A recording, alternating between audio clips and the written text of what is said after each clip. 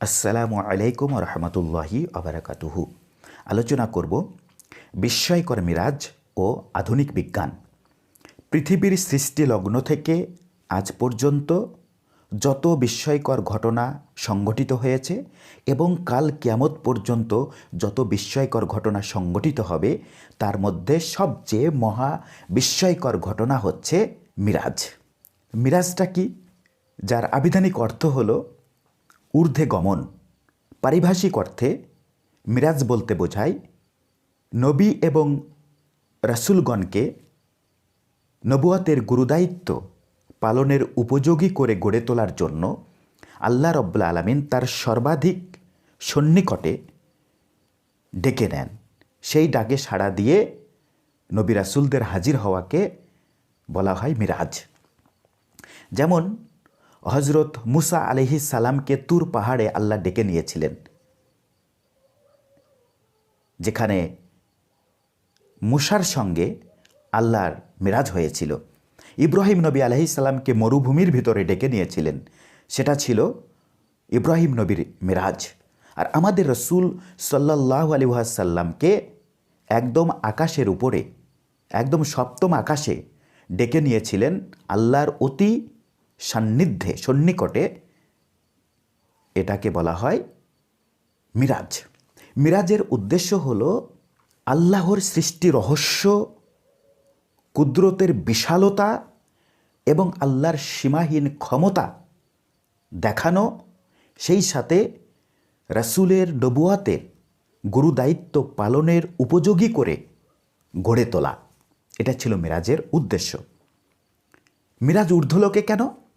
মিরাজ ঊর্ধ্বলোকে এই কারণে যে রাসূল সাল্লাল্লাহু আলাইহি ওয়াসাল্লামের অতি উচ্চ মর্যাদা বোঝাবার জন্য, মর্যাদার কারণে আল্লাহ রব্বুল আলামিন ঊর্ধ্বে ডেকে নিয়েছেন।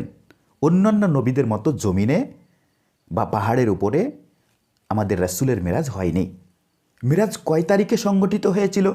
ইবনে হাজার আসকালানি রহমতুল্লাহ আলাই তার ফাতুল বারীর সপ্তম খণ্ডের 243 পৃষ্ঠায় আলোচনা করেছেন যে মিরাজের তারিখ 27 রজব। সমস্ত ওলামায়ে কেরাম, হাদিস বিশেষজ্ঞ এবং কোরআনের মুফাসসিররা ঐক্যমতে এসেছেন যে 27 রজব রসুল সাল্লাল্লাহু আলাইহি ওয়াসাল্লামের মিরাজ হয়েছিল।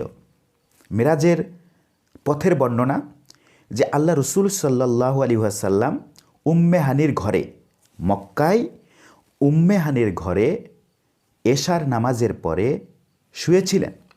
হঠাৎ জিব্রাইল আলাইহিস সালাম এসে নবীকে ডেকে নিলেন। নিয়ে এসে জমজমের কূপের পাশে তার সিনা চাক হলো। তারপরে বুর্রাকে চাপিয়ে নিয়ে নবী মুহাম্মদ সাল্লাল্লাহু আলাইহি ওয়াসাল্লামকে মক্কা থেকে, অর্থাৎ হারাম থেকে বাইতুল মুকাদ্দাস, ফিলিস্তিনের আল-আকসা মসজিদে নিয়ে আসলেন।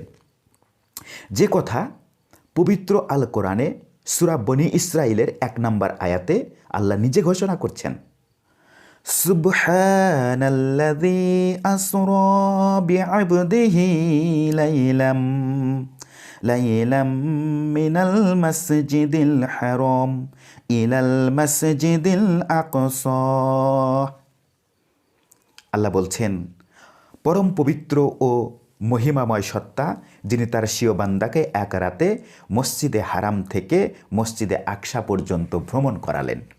তাহলে এই আয়াত থেকে আমরা জানতে পারলাম এক রাতেই মসজিদে হারাম থেকে, অর্থাৎ কাবাঘর থেকে ফিলিস্তিনের আল-আকসা মসজিদে নিয়ে আসলেন।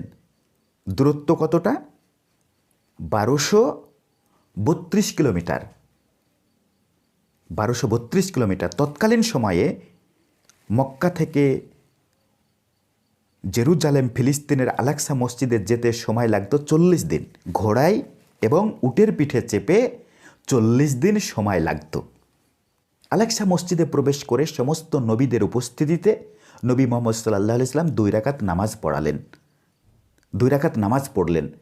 পড়ে আবার মসজিদ থেকে বেরিয়ে বোর্রাকে চেপে একদম সোজা প্রথম, দ্বিতীয়, তৃতীয়, চতুর্থ, পঞ্চম, ষষ্ঠ আকাশ ভেদ করে সপ্তম আকাশে চলে গেলেন, যেখানে বাইতুল মামুর আছে, সিদরাতুল মুনতাহা আছে, বাইতুল মামুরে দেখলেন যে সেখানে অসংখ্য ফেরেশতা, 70,000 ফেরেশতা একসঙ্গে নামাজ পড়ছেন।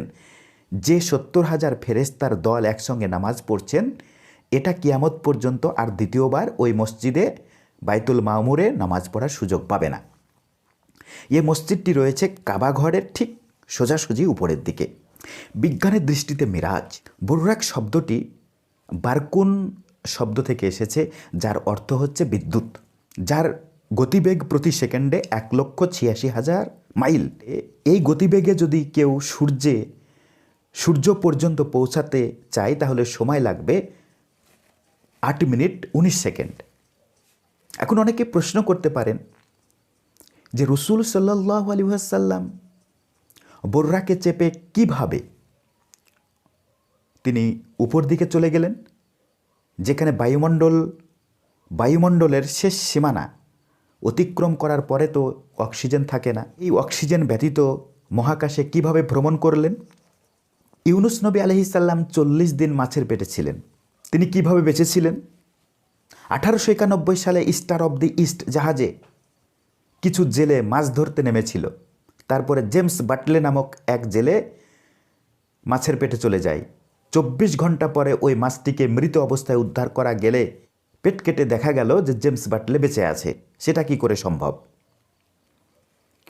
পত্রিকায় একটি ঘটনা বেরিয়েছিল যে 8 ঘন্টা এক ব্যক্তি পানিতে ডুবে গিয়েছিল, 8 ঘন্টা পানির ভিতরে ছিল, তারপরে জীবিত অবস্থায় ফিরে এসেছিল। সেটা কি করে সম্ভব? আগুনের ভিতর দিয়ে যাওয়া সম্ভব নয়। কাউকে যদি আগুনে ফেলে দেওয়া হয় তাহলে পুড়ে যাবে। ইব্রাহিম আলাইহিস সালামকে অগ্নিকুণ্ডে ফেলে দেওয়া হয়েছিল, তারপরেও তিনি বেঁচে ছিলেন, আগুন স্পর্শ করতে পারেনি। তাহলে সেটা কি করে সম্ভব? নদীতে বা পুকুরে ডুব দিলে শরীর ভিজে যায়। বিজ্ঞানীদের আবিষ্কার ওয়াটারপ্রুফ পোশাক পরে নামলে পারে শরীর ভিজে না। আগুনে যদি কোনো মানুষ প্রবেশ করে তাহলে তার শরীর পুড়ে যাবে। কিন্তু ফায়ারপ্রুফ পোশাক পরে যদি আগুনের ভিতর দিয়ে হাঁটা যায় তাহলে পারে আগুন কোনো ক্ষতি করতেই পারবে না। বিজ্ঞানীদের এই আবিষ্কারের পোশাকগুলো পরে যদি এটা করা যায় তাহলে যে বিজ্ঞানীদেরকে আল্লাহ রাব্বুল আলামিন সৃষ্টি করলেন সেই আল্লাহ কি পারে না? মাধ্যাকর্ষণ শক্তি, ব্ল্যাক হোল, ধূমকেতু, গ্যালাক্সি, ক্লাস্টার, বিনারি স্টার, এ সমস্ত অতিক্রম করে যে নবী মুহাম্মদ সাল্লাল্লাহু আলাইহি সাল্লামকে মিরাজ করাতে পারেন না? পারেন। আল্লাহ রাব্বুল আলামিন বনি ইসরাইলের এই প্রথম আয়াতে চমৎকার একটি ঘটনা বলেছেন। আল্লাহ বলছেন, বারাকনা হাওলাহু, যার চতুর্দিকে আমার রহমত ঘিরে রেখেছিল। যে বুররাকে চেপে রাসূল সাল্লাল্লাহু আলাইহি ওয়াসাল্লাম প্রথম, দ্বিতীয়, তৃতীয়, চতুর্থ, পঞ্চম, ষষ্ঠ ও সপ্তম আকাশ অতিক্রম করে মিরাজে গিয়েছিলেন, বাইতুল মামুর, সিদরাতুল মুনতাহা দেখেছেন, জান্নাত জাহান্নাম দেখে এসেছেন, আল্লাহর কুদরত দেখে এসেছেন, আল্লাহর ক্ষমতার বিশালতা দেখে এসেছেন। যে রহমত ঘিরে রেখেছিল তার বুররাককে, সেই রহমতটা কি ওয়াটারপ্রুফ? বিজ্ঞানীরা যে ওয়াটারপ্রুফ পোশাক তৈরি করতে পারেন, ফায়ারপ্রুফ পোশাক তৈরি করতে পারেন, সে আল্লাহ রাব্বুল আলামিন এমন রহমত দিয়ে ঘিরে রেখেছিলেন যে মাধ্যাকর্ষণ শক্তি, ধূমকেতু, ব্ল্যাক হোল এগুলো কোনো ক্ষতি করতে পারেনি। এগুলো কোনো ক্ষতি করতে পারেনি। মহাশূন্যে অসংখ্য উল্কাপাত হচ্ছে, এই সমস্ত উল্কাপাতও রাসূল সাল্লাল্লাহু আলাইহি সাল্লামের এই বুররাককে ক্ষতিগ্রস্ত করতে পারেনি। আপনারা হয়তো বলবেন যে 1232 কিলোমিটার, যে মক্কা থেকে আলাক্সা পর্যন্ত দূরত্ব 1232 কিলোমিটার, এই 1232 কিলোমিটার কি করে এক রাতের একটা অংশে যাওয়া সম্ভব হলো? আজকের যুগে যদি আপনাকে বলা হয়, আজকের যুগে যদি আপনাকে প্লেনে, মক্কা থেকে প্লেনে যেতে কত সময় লাগবে? বেশি সময় লাগবে না, হয়তো ঘন্টাখানিক সময় লাগবে, বা খুব বেশি লাগলে 1 ঘন্টা সময় লাগবে, তাও লাগবে না আজকের উন্নত যান। তাহলে আল্লাহ রাব্বুল আলামিন স্রষ্টা, তিনি যে বুর্রাকটা পাঠিয়েছিলেন, আল্লাহর ওটা যানবাহন, আল্লাহর ওটা মহাকাশযান, যার চতুর্দিকে রহমত পরিবেষ্টন করেছিল, ফলে কোনো বাধাই সেটাকে অতিক্রম, কোনো বাধাই আটকাতে পারেনি। চোখের পলকে আল্লাহ রসুল সাল্লাল্লাহু আলাইহি সাল্লাম বলছেন যে যখন আলাকসা মসজিদ থেকে বুর্রাকে চাপলেন, তো বুর্রাকের এক কদম, বুর্রাক যখন কদম ফেলাচ্ছেন তখন বলছেন যে এক কদম মানে যতদূর চোখ যায়, মহাশূন্যে যতদূর চোখ গেল, অর্থাৎ একদম এক কদমে জমিন থেকে আকাশ পর্যন্ত, জোরে বলি সুবহানাল্লাহ, এক কদম মানে চোখের পলকে সে বুর্রাকটি চলছিল জমিন থেকে একদম প্রথম আকাশ পর্যন্ত, এক কদমই যথেষ্ট, জোরে বলি সুবহানাল্লাহ। সপ্তম আকাশে মেরাজ করতে গিয়ে তিনি 26 থেকে 27 বছর ছিলেন। কিন্তু রসুল সাল্লাল্লাহু আলাইহি সাল্লাম যখন মেরাজ করে পৃথিবীতে আসলেন, সেটা এক রাতের মধ্যেই তিনি ফিরে আসলেন, দুনিয়ার হিসাবে ফিরে আসলেন। সেটা কি করে সম্ভব? কারণ আকাশের সময়, মহাশূন্যের সময়, প্রথম, দ্বিতীয়, তৃতীয়, চতুর্থ, পঞ্চম, ষষ্ঠ, সপ্তম আকাশের সময় আর এই পৃথিবীর সময় এক নয়। একজন ড্রাইভার যিনি গাড়ি চালান, তিনি গাড়ি স্টার্ট করে দিয়ে ইঞ্জিন চালু রেখে চাকা বন্ধ রাখতে পারেন। দুনিয়ার ড্রাইভাররা যদি গাড়ি স্টার্ট করে দিয়ে চাকা বন্ধ রাখতে পারেন, তাহলে মহান আল্লাহ রব্বুল আলামিন আকাশের সময়কে চালু রেখে দুনিয়ার সময়কে বন্ধ রাখতে কেন পারেন না? অবশ্যই পারেন। মিরাজের ক্ষেত্রে সেটাই হয়েছে, আকাশের সময়কে চালু রেখে দুনিয়ার সময়কে আল্লাহ রব্বুল আলামিন বন্ধ করে দিয়েছেন। সময় বন্ধ করলে অবস্থাটা কেমন হয়? যেমন ধরুন, দুনিয়ার যদি সময়টাকে আল্লাহ বন্ধ করে দেন, তাহলে যে ব্যক্তি হয়তো মুখে হা করে কিছু খাচ্ছিল বা হাঁটছিল, কদম তুলছিল, ওই সময় কি সময় আল্লাহ এই পৃথিবীর সময়কে বন্ধ করে দিলেন, তাহলে কি ওই অবস্থাতে সে দাঁড়িয়ে থাকবে। যেমন আমরা ক্যামেরায় ছবি তুললে দেখা যায় যে একটা মানুষ যে অবস্থায় আছে সে অবস্থাতেই থাকছে, বা একটা ভিডিও করা হলো, একজন ব্যক্তি যেভাবে হাঁটছে সেভাবেই ভিডিওটা করা হলো, কিন্তু যখন ভিডিওটাকে মিউট করে দেওয়া হলো, থামিয়ে দেওয়া হচ্ছে, তখন যে অবস্থায় যেভাবে পা তুলছিল বা যে অবস্থায় দাঁড়িয়েছিল সে অবস্থাতেই থাকবে।